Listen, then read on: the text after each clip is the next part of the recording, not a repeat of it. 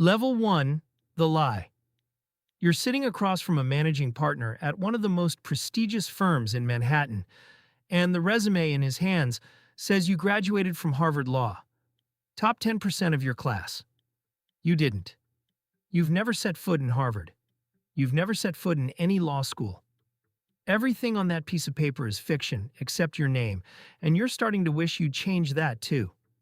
Here's what's real. You have a memory that doesn't work like other people's. You read something once and it stays. Case law, statutes, precedent, it files itself away and comes back word for word when you need it. In college, you made rent taking the LSAT for rich kids at $2,000 a session. You scored a 178 under 4 different names. Then your mother got sick. The bills hit 6 figures, and college ended the way things end when there's no money left. Quietly, mid-semester, no ceremony. The interview lasts 40 minutes. The partner asks you about a securities case from 2019. You cite it from memory, including the dissent.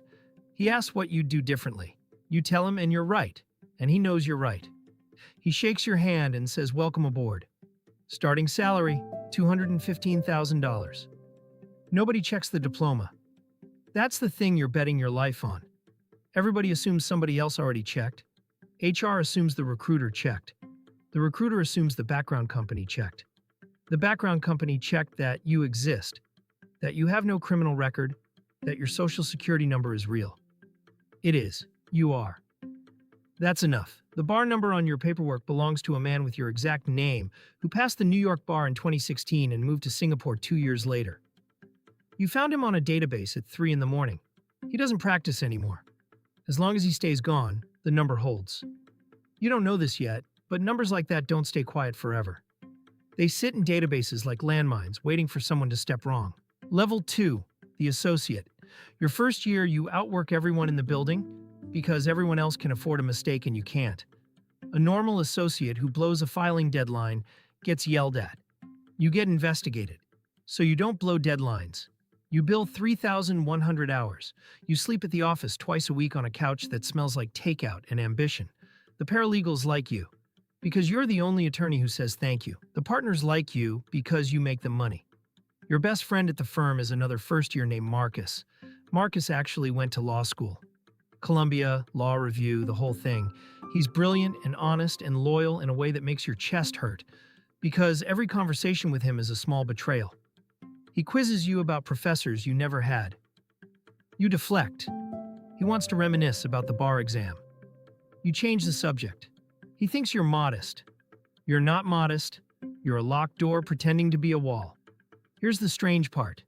You're good at this, not fake good. Actually good. You win motions senior associates said were unwinnable. You find a jurisdictional issue in a 200-page contract that saves a client $11 million. Partners start requesting you by name. And every night, you ride the elevator down 41 floors and think the same thought. If they knew, none of this would count. Level 3, the rising star. Year 3, they put you on the Kessler case. Front page of the business section. A pharmaceutical executive accused of fraud, facing 20 years. And your firm is the last thing standing between him and a federal cell.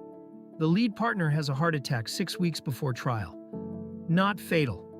But he's out, and someone has to stand up in that courtroom, and the client asks for you. You cross-examine the government's star witness for 4 hours. You take his timeline apart minute by minute because you memorized 11,000 pages of discovery, and he didn't. The jury deliberates for a day and a half. Not guilty on all counts. The client hugs you. Cameras follow you down the courthouse steps. That night, a legal blog runs your photo under the headline, "The Firm's Secret Weapon." Secret weapon? You read it 4 times. Publicity is oxygen for a real lawyer and poison for you, and now you're breathing it whether you like it or not. Somewhere in Westchester, a senior associate named Dana Cole reads the same article. You beat her out for the Kessler case. She's been passed over for partner twice, and she has the specific patience of someone with nothing left to lose. She pulls up your bio and notices something small. Your Harvard graduation year doesn't match your bar admission year. There's a gap. 14 months. Probably nothing. Probably a typo. She calls the Harvard Law Registrar's office anyway. You don't know this yet. You're at dinner with Marcus, laughing for the first time in months, and the net around your life has already started to close. Level 4, the crack. The registrar's office has no record of you. Dana asks them to check twice, spells your name letter by letter. Nothing. No enrollment, no degree, no you. She doesn't go to the partners. Not yet. She wants it airtight because accusing the firm's golden boy without proof is career suicide, and Dana Cole does not miss. She hires a private investigator with her own money, $9,000. He finds the other man with your name, the real bar number, the move to Singapore. He finds your community college transcript, 2 years, dean's list, then nothing. He finds your mother's bankruptcy filing from the medical debt. He builds your entire real life in a manila folder. And the folder says fraud on every page. You feel it before you know it. That's the thing about lying for a living. You develop a sense for the temperature of a room. The way Dana looks at you in the elevator now, like she's reading a document. A request from the State Bar Association lands in the firm's mail, routine verification. Except nothing about it feels routine. You start sleeping 3 hours a night. You keep a pack bag in your closet and $11,000 in cash taped inside a cereal box, and you tell yourself it's just in case. The way every guilty man in history has told himself it's just in case. Marcus notices. Of course Marcus notices. He corners you in the file room and asks you straight, "What's wrong?" And for one insane second, you almost tell him everything. The words are right there. Instead, you say you're tired. He looks at you a beat too long, the way people do when they know they've just been handed a lie and can't prove it. Then Dana knocks on the managing partner's door with a manila folder, and the second life you built ends the way the first one did. Quietly, mid-sentence, no ceremony. Level 5, the collapse. They don't fire you in a conference room. They do it with lawyers, which is the firm's native language. You're summoned to the 43rd floor at 7 in the morning. The managing partner, 2 people from the general counsel's office, and a man you've never seen who doesn't say a word the entire time. The folder is on the table. Your whole real life, $9,000 worth, open to page 1. Nobody yells. That's the worst part. The managing partner speaks in the flat, careful voice of a man calculating exposure. Every case you touched is now radioactive. Every verdict you won can be appealed.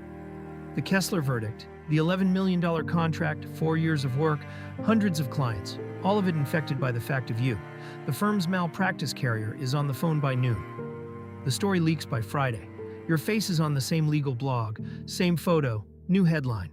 This time, the word fraud is in it. The criminal charges arrive like weather. Unauthorized practice of law, wire fraud, because you collected a salary through interstate banking. Identity theft, for the bar number. Together, they carry up to 19 years. Your public defender is 28 years old, and you catch yourself redrafting her motions in your head, because even now, even here, you're the best lawyer in every room you enter. And it has never once mattered. Marcus comes to the arraignment. He sits in the back row. You made partner track money for 4 years, and there is exactly one person in the gallery, and he's the one you lied to the most. Afterward, he stands on the courthouse steps looking at you like the file room, like he's rereading every conversation you ever had, checking them for what was real. He asks one question. Was any of it true? You tell him the only thing that was. The friendship. He nods once and walks and doesn't look back. And you understand that you'll replay this exact moment for the rest of your life. You take a plea. Everyone takes a plea. 3.5 years in federal prison, restitution you'll be paying until you're 60, and a permanent injunction that bars you from ever practicing law, which is its own private joke, because you were never allowed to in the first place. They can't disbar you. You were never at the bar. The system has no word for taking away something you never had, so it invents one, and you sign it. Level 6, the sentence. Prison is a minimum security camp in Pennsylvania, which people call easy time, and the people who call it that have never done any. You're inmate number 4276054. You work in the laundry. You read. The first month you keep waiting for the shame to fade, and it doesn't fade, it just gets quieter, like a radio in another room. Then something happens that you don't plan. A man named Ortiz, in for a drug charge, hears what you were and asks you to look at his appeal. His lawyer missed a suppression issue anyone should have caught. You see it in 11 minutes.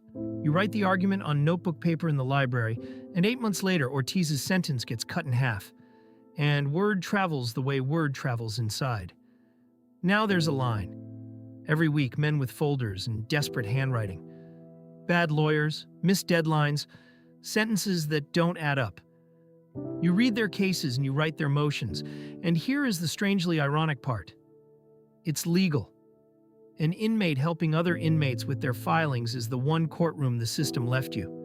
No license required. No diploma checked. 3 of your motions get sentences reduced. One man goes home 2 years early and sends you a photo of his daughter's birthday party, and you tape it to the wall of your bunk. And it is worth more than the $215,000 ever was. You get out at 36. Halfway house, then a studio apartment, then a job a legal aid nonprofit gives you answering phones, because the woman who runs it read your case and decided people are more than the worst true thing about them. You're not a lawyer. You never were. You take calls from people who can't afford one, and you point them to the right forms, the right deadlines, the right words, and you never once give legal advice, and everyone in the office knows you could. Some nights you look up Marcus. He made partner last spring. Corner office, real diploma, the career you counterfeited. He earned it, which is the difference. Which was always the difference. You had the talent. He had the receipts. The legal system runs on many things. Precedent, procedure, money. But underneath all of it is one currency. And it's proof. Proof of who you are. Proof of where you've been. You spent 4 years being brilliant without proof. And brilliance without proof has a name. It's called a lie. And you were the best one in the building.